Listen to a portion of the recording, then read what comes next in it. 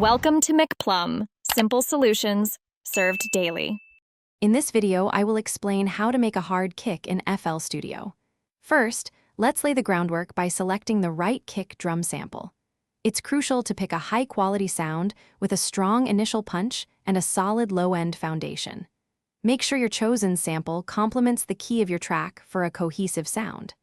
This initial step sets the stage for a powerful kick. Next, we'll enhance your kick through layering and precise equalization. Combining 2 or 3 kick samples can add incredible depth and impact. Use an EQ to surgically remove any muddy frequencies, often found between 200 Hz and 500 Hz, to clean up the sound. Then, boost the sub-bass in the 50 Hz to 80 Hz range to give your kick that chest-thumping power. Now, let's dial in some serious punch with compression and saturation. Compression is key to taming dynamics and making your kick sound consistently loud. A fast attack and medium release setting will help the transient cut through. Don't forget to experiment with saturation or distortion.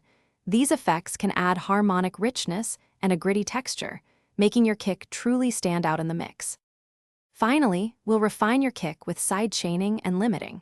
Sidechain compression is essential for making your kick punch through the mix without clashing with your bass line or other elements.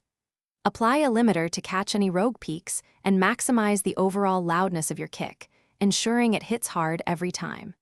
For more great deals and to check out those amazing leak-proof meal prep containers, be sure to check the link in the description below. This final polish will make your kick truly shine. Thanks for watching. Stay juicy and subscribe.